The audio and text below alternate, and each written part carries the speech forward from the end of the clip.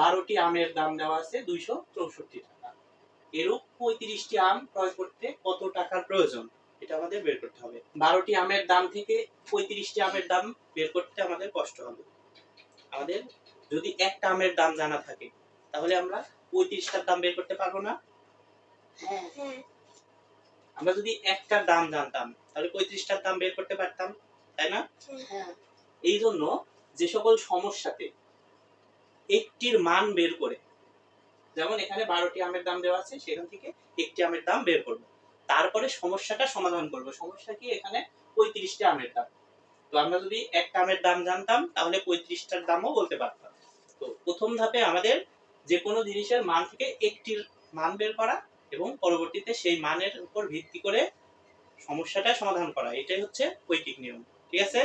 আমি যদি বলি 5টি কলমের দাম 30 টাকা হলে 7টি কলমের দাম কত? 7টি কলমের দাম কত? এই প্রশ্নে আমরা 5টার দাম থেকে 7টার দাম সহজে বের করতে পারবো না। যদি একটার দাম জানতাম তাহলে নিশ্চয়ই 7টার দামও বের করতে পারতাম, তাই না? তাহলে 5টি কলমের দাম যদি 30 টাকা হয়, একটির দাম বেশি হয় না কম হয়? 5টার দাম 30 টাকা, তাহলে একটার দাম কত? কম না বেশি? 5টা কলমের দাম 30 টাকা, তাহলে একটার দাম কত? একটার দাম বেশি হয় না 5টার দাম বেশি হয়? 5টার দাম বেশি হয়। একটার দাম তাহলে কম হবে। আর কম করতে হলে কি করা লাগে? গুণ না ভাগ? ভাগ। তাহলে অঙ্কটা এটা আমরা কিভাবে করতাম সেটা দেখো। 5টি কলমের দাম 30 টাকা।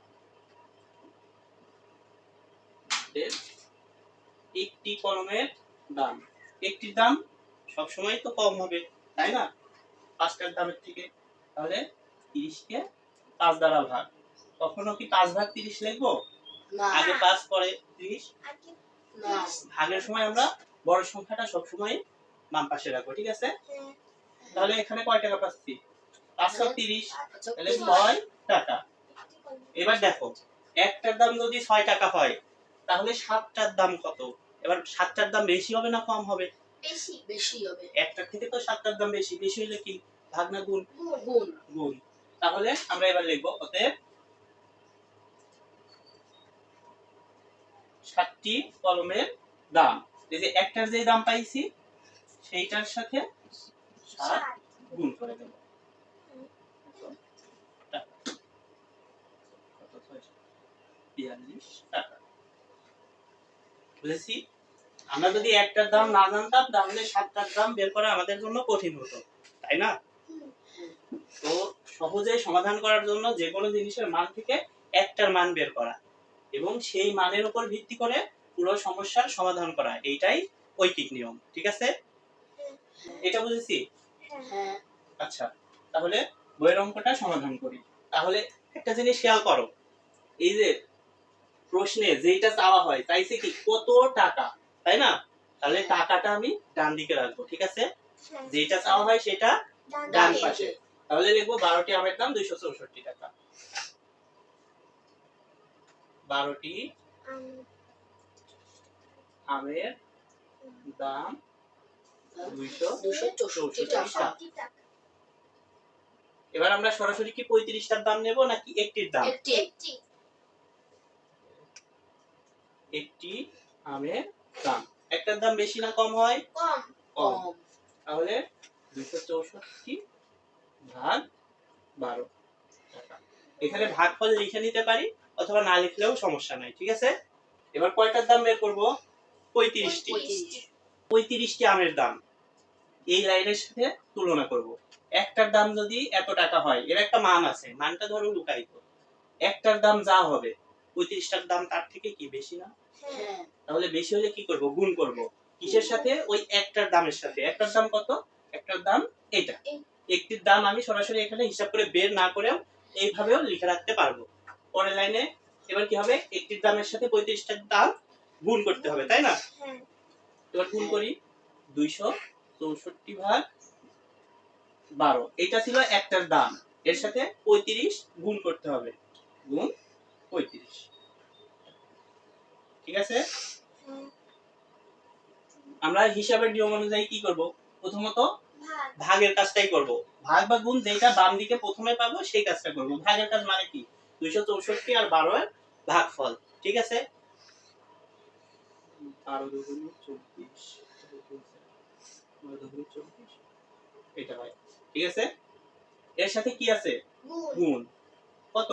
35। আমরা ভাগ করে ভাগফলটা এখানে নামিয়েছি। এইবার 35 আর 22 এর গুণফল 770, 770 টাকা। ঠিক আছে, বুঝেছি এটা? হ্যাঁ। তাহলে এটা এবার উঠায় নাও। এই অঙ্কটা খেয়াল করো। তানিয়া 192 টাকা দিয়ে 8টি কমলা কিনলো। সে যদি 3টি কমলা কিনতো তবে তার কত টাকা প্রয়োজন? তাহলে আমাদের বের করতে হবে কি? কত টাকা। তাহলে এই লাইনটা আমরা সাজায় টাকাটা ডান দিকে রাখবো। ঠিক আছে, 8টি কমলার দাম 192 টাকা। এবার কি সরাসরি আমরা 3টির দাম বের করতে পারবো নাকি একটির দাম বের করে নিতে হবে? একটির দাম। এটাই আমাদের ঐকিক নিয়ম। একটি কমলার দাম। আচ্ছা, এখানে দামের ক্ষেত্রে একটার দাম তো কম হয়, তাই না? তাহলে এখানে কি করব? ভাগ। কম করতে হলে কি করা লাগবে? ভাগ।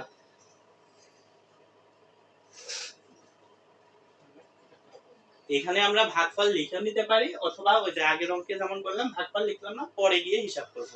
ঠিক আছে, এবার কয়টার দাম চাইছে? 3টি।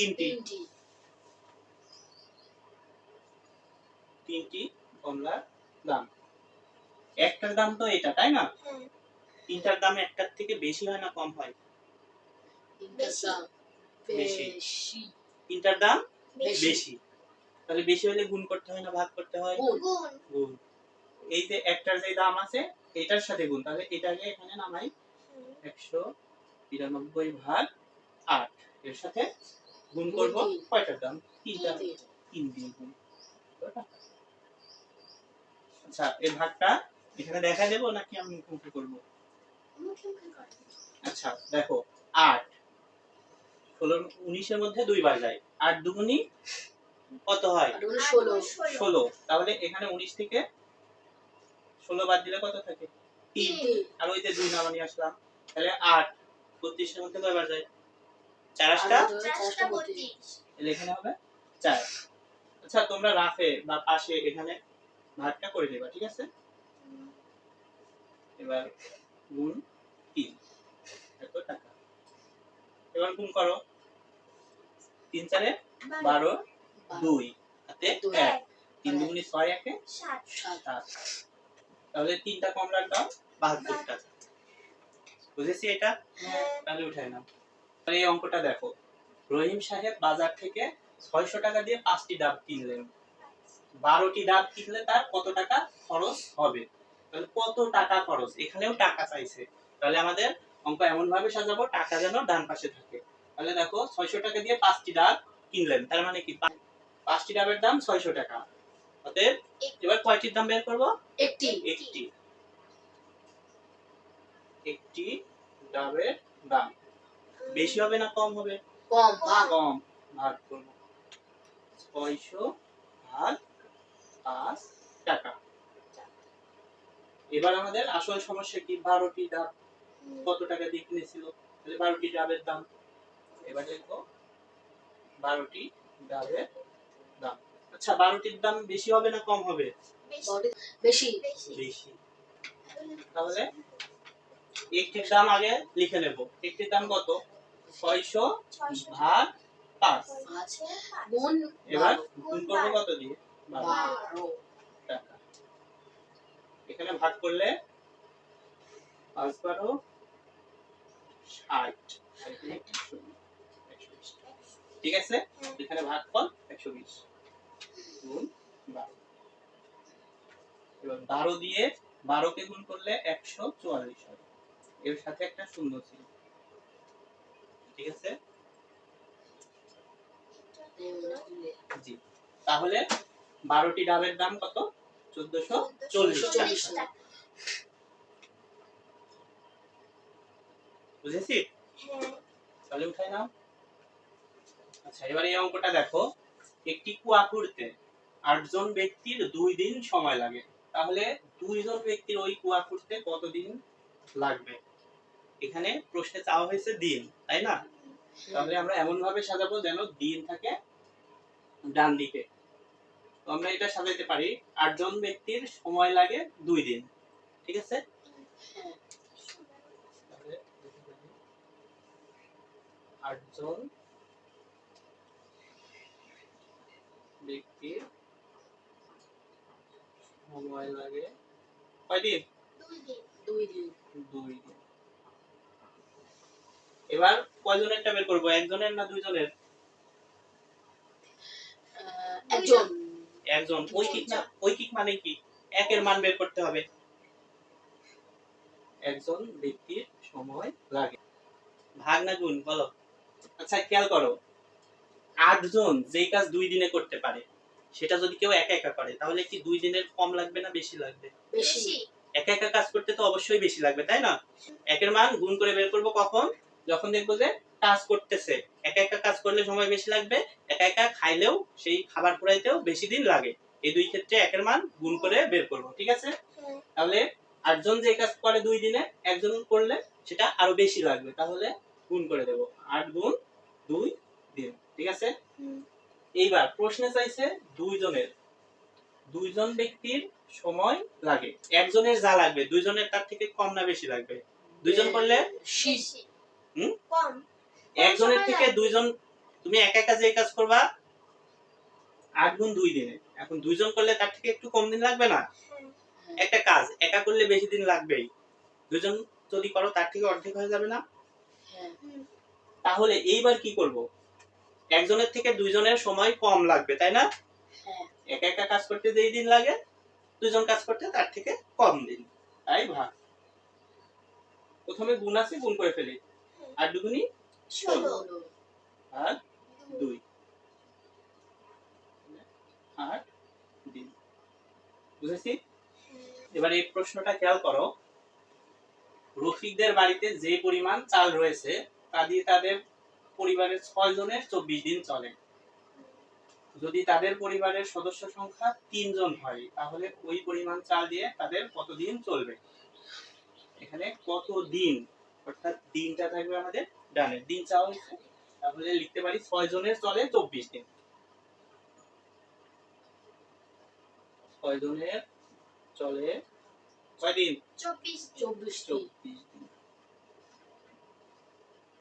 24 দিন। একজনের চলে। আচ্ছা, 6 জন যদি 24 দিন ধরে খায়, একা একা খাইলে তার থেকে কম দিন যাবে না বেশি দিন যাবে? বেশি। বেশি। তাহলে এখানে কি করব? গুণ। গুণ। 24 গুণ 6 দিন। এবার প্রশ্নে চাওয়া হয়েছে সদস্য সংখ্যা যদি 3 জন হতো তাহলে 3 জনেরটা বের করি। 3 জনের চলে। আচ্ছা, একজনের যে কয়দিন চলে 3 জনের তার থেকে কম দিন যাবে নাকি বেশি দিন যাবে? বেশি। বেশি। হুম? কম দিন। একা খাইলে অনেক দিন খাবে, আর 3 জন খাইলে কি অতদিন খাওয়া যাবে? একা যতদিন খায় 3 জন কি ততদিন খেতে পারবে? এখন ধরো তোমাদের মাঝে আমি কিছু চকলেট বিতরণ করলাম, তোমরা 2 জন আছো, ভাগে যতটা পাবে। এখন যদি 3 জন হয় তাহলে তোমাদের কমে যাবে না? হ্যাঁ। তার মানে ওই খাবারের ক্ষেত্রেও একজনের যতদিন চলে 3 জন মিলে খেলে তার থেকে কম দিন চলবে, তাই না? হ্যাঁ। তাহলে এইটার সাথে মানে এইটাকে 3 দিয়ে ভাগ করব। তাহলে একের যে মানটা এটা নিয়ে আসি, এবার ভাগ করব 3 দিয়ে। ভাগ 3।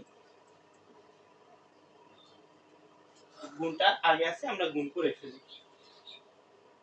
424, 24 এর 4, হাতে 2, 6 দুগুণী 12, 12। আর হাতের 2 কত? 14। ভাগ 3।